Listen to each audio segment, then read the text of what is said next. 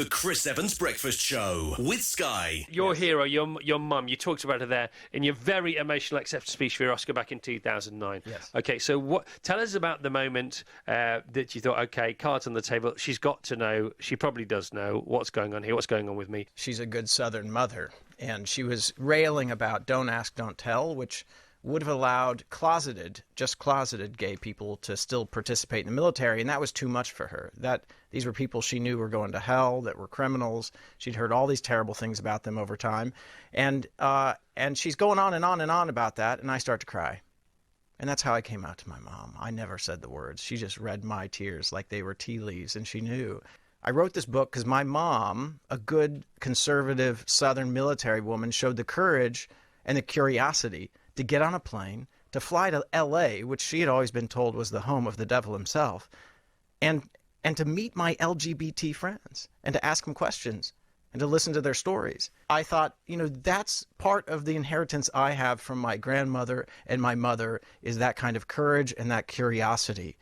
And that's what we need to be able to start to bridge political divides right now. If a red conservative mom can get along with her very progressive, coastal, fighting for marriage equality son, if we could figure it out, why can't other people? And that's the reason. That's the reason why I wanted to write this book. Before she passed away, your mum got to meet Tom.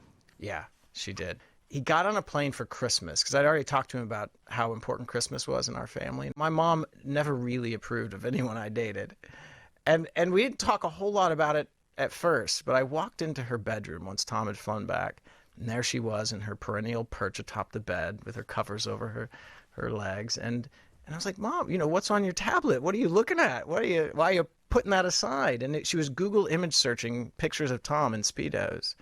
So, like mother, like son, I think she absolutely approved of that. That was approval. Yeah. Tell everybody about how you first met Sandra. I met Sandra at... I was a young footballer at West Ham, sort of 17, and me and a mate of mine we decided to go to a dance at the Two Puddings pub in Stratford, right, in the old East End, upstairs, and there was all Motown music at the time of the 60s. And yeah, there was Sandra and her mate, and me and my pal, who was a goalkeeper at West Ham, we decided to go and have a dance with these two good-looking girls across the dance floor. Obviously, my mate was better looking than me, so I think when we walked over, the pair of them probably thought, well, I hope I ain't got him, but Sandra ended up with me, unfortunately for her. But as it turned out, my mate, the goalkeeper, ended up being an undertaker, so she had a result in the end. She did have a result, yeah. She's still got a result now. How many years has it been? We've been married 51 years this year. 51 years, yeah. Congratulations. And we were going out for 4 years before that. So. All right, any tips for the rest of us to do with a marriage? No. Come on, tell us. I don't know. My missus, she's my life. I've got to be honest, she's different class. If a big team came in for you to manage them now, or maybe, an aspirational team that's just been promoted maybe to the Premiership, you'd love to do it, but you couldn't do it. Well, I'm busy, but now thinking about it, I would do it. Would you? It's changed that to the last 45 I love it, seconds. Really, yeah, there's nothing like it. It's great. I love it. No point in having a mind if you're never going to change it. No, I love it, really. I am busy. I'd have to cancel all these theatre. I'm sorry, I'm back in. But you are available for a big job if one's out. There's a few out there at the moment. If there was a young manager or a chairman who thought I could do with someone to come and work with the manager and just be around and, be a good sounding board for somebody. Could work with Scott Parker at Fulham. That'd be perfect. I would love that. That would be perfect for me. I would love that. So Scott Parker's been given the job full time. I mean, people are saying that he'll be a terrific manager, but he's only just started. Yeah. He's only just done his badges. He took charge for the last, I think, 10 games of the Premier League season. I'm there. I'm ready. Scotty, I'm on my way. We need to wrap the interview up because Harry needs to get up to Craven Cottage. I've got to get to Craven I can drop Cottage. you off. I'm on my motorbike. I brought a spare helmet. Harry, an astounding range of stories at the Daily Mail, the world, according to Harry Redknapp, and he's on his tour. 30-odd dates left for that. I mean, they're nearly all sold out, but you can go and see him in Crawley and Hastings, Guildford, Milton Keynes, Watford, Reading, Eastbourne, Leicester, Northampton, Basingstoke, Oxford, Plymouth, Croydon, Stoke, Nottingham, Dartford, Ipswich. What's that? You don't even Hurry know. up, Fulham. For the Stoke one.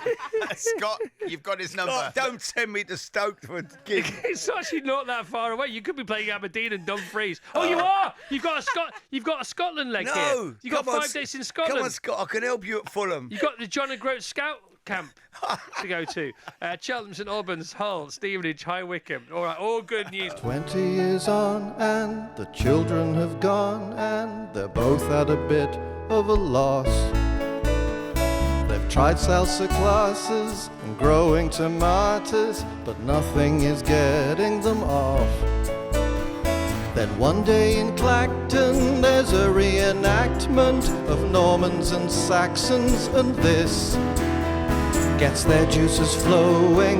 Before long they're going and fighting like it's 1066, and she says, oh, Norman, it's never ever felt like this before, and oh, Norman, I've never really known such bliss before. Olympics business is concerned, can you give somebody else a chance, for heaven's sake? I mean, I know it's a big ask, but I feel like it's a realistic one, and you know, I know that it's going to be really, really tough, and it's just fun trying, isn't it? To set yourself a goal, and even if it's a tough goal, enjoying the journey along the way, and you know, it's something I feel I want to aim for. But if I don't, you know, I'm going to have fun out there having a go. And how do you feel ahead of this year's qualification, as opposed to the last 5 times at this point, you know, a year before the games? How do you feel physically? Yeah, I mean, I was feeling good. I made a really stupid decision at the weekend. I had a bit of a niggle. I'd done a race the week before and I thought, yeah, I'm moving things in the right direction. I thought, oh, it'll be all right. I'll get round. And halfway round, my calf went, but I was determined to finish, you know, the spirit of competition. You know, it shouldn't be too bad. I'm going to get back into full training next week. But it was just thinking, yes, as I get older, I do need to listen to my body more, really realise that. And I like giving that advice. I need to take it myself sometimes, I think. Tips for people who've just started running or are thinking about, you know, getting off their ass and getting on in putting their training shoes back on after maybe many years? Yeah, I think set yourself a goal, and like you say, your first 5K is a great aim, and just work back from that goal, mini targets along the way. But you must build up your training really gradually. Don't feel like you should run every day to begin with. Just start off maybe walking, jogging, and then try and link the little bits of running together, and just listen to your body. Maybe do some cross training if you get a bit sore and things like that. But most of all, get out there and enjoy your running. You know, things like the weekend RunFestRun, bringing the whole running community together. It's just absolutely fantastic. It's a great thing to be part of, and, you know, enjoy the social side of it, definitely. Podcast. Okay, so I'm interviewing some of the world's most interesting people. So far, I've interviewed Simon Cowell, Prue Leith, Karen Brady, Warwick Davis, Gary Lineker, Heston Blumenthal, etc. And the idea is to discover how is it you do what you do. So it's not a journalistic interview, it's a psychological interview. And then without directly asking this question, what's your success mindset? So I ask a lot of questions, and then eventually, after listening to it, you suddenly get an insight into, oh, that's how they approach life, and that's how they see the world. So it's become a real real obsession for me. I love doing it. Is there a 30-second explanation of how to hypnotise someone? Yeah, sure. I suppose the really hypnosis is about the loss of the multiplicity of the foci of attention. So when you watch TV, you forget about the carpet, the curtains, the sofa that you're sitting on, and you suspend belief in reality, and you focus on the TV to the exclusion of everything else. So literally what happens on the screen drives your experience. And in the same way, hypnosis is the same thing. I guide your attention and take it into a relaxed place or an excited place or whatever it is. The US military, they've been trained in mental superpowers, and they were superpower soldiers. Yes. And they were of use and were used and were useful and could really do the things that they were taught to do. But then once the Gulf War was over, they were sort of demobbed. But they had these mental superpowers. Yep. So they went off and became unbelievable sports coaches. Yes. And he came in here and he said that he said that this show has the power for mass hypnosis. And then he left, but not telling us how or why. It left us at a bit of a loose end, to be honest. Well, I mean, he's right. I mean, I suppose in a sense, what you do is you provide a sort of an uplift, a fascination, an entertainment every morning in, you know, your enthusiasm, your humour, that sort of thing. So in a way, that's as hypnotic as putting someone into a trance. Right. Have you written a book called I Can Help You Remember Lyrics? Do you know, I haven't.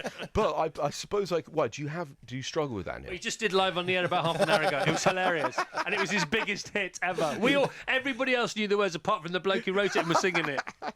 The Chris Evans Breakfast Show with Sky.